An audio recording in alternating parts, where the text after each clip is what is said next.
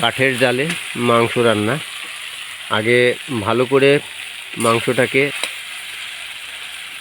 কষিয়ে নিতে হবে সমস্ত মশলা দিয়ে, টমেটো, পেঁয়াজ, রসুন, আদা বাটা, এই যে দেখতে পাচ্ছেন, এই যে আলু, তারপরে এই যে সমস্ত লঙ্কা, ধনে, হলুদ, জিরের গুঁড়ো, ধনের গুঁড়ো, সমস্ত কিছুই লাগে, যা যা উপকরণ। আর সর্ষের তেল দেবেন আপনারা।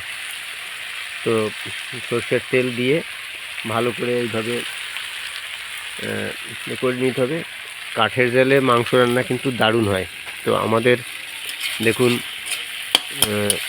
বনভোজন যাকে বলা হয়, পিকনিক, আমরা কিন্তু সেই আয়োজন করেছি। এখানে আমাদের হচ্ছে, খুব সুন্দর গন্ধ বেরোচ্ছে। তবে লোভ দেবেন না প্লিজ, প্রত্যেককে রইল নিমন্ত্রণ, প্রত্যেকে আসবেন। আমাদের রান্না কিন্তু প্রায় হয়ে আসছে। কষিয়ে নিয়ে তারপরে জল দিয়ে দেব, ব্যাস হয়ে যাবে রান্না। কিছু সময় একটু ফোটাতে হবে, টকবক করে ফুটবে জলটা দেওয়ার পরে আর কি টকবক করে ফুটতে হবে।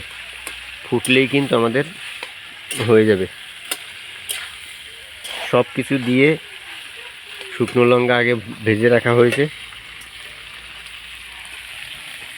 সব কিছু মেটেগুলো আগে দেওয়াতে মানে গলে গলে যাচ্ছে আর কি, তাই একটু আলাদা করে তুলে রাখা হচ্ছে। এই দেখুন, দেখছেন নিশ্চয়ই কাঠের জালে মাংস রান্না। প্রত্যেক বন্ধুদের আমি উৎসাহিত করছি এই কারণে যে কাঠের জালে যদি আপনারা কয়লা বা কাঠ দিয়ে আপনারা রান্না করে খেতে পারেন, দুর্দান্ত সুস্বাদু হবেই হবে। তো দেখতে পাচ্ছেন যে এখানে কাঠের জালে কিন্তু হচ্ছে, এই যে পুরোটাই কাঠের জালে হচ্ছে।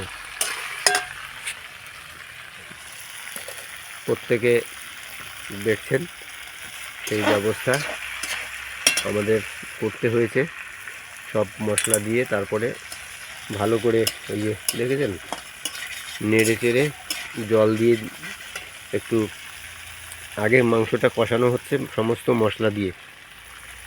সব মশলা, জিরে, ধনে, তেজপাতা, তারপরে অন্যান্য যা যা মশলা লাগে প্রত্যেকটা মশলাই কিন্তু এর মধ্যে পড়বে। টমেটো, আন্দাজ মতো নুন, হলুদ, লঙ্কা সব দিয়ে কষিয়ে তারপরেই কিন্তু এটা হচ্ছে। তো প্রত্যেককে রইল, দেখুন, কাঠের জালে মাংস রান্না।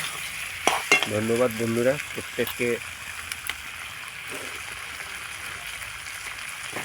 প্রত্যেকে করে খান, ভালো থাকুন।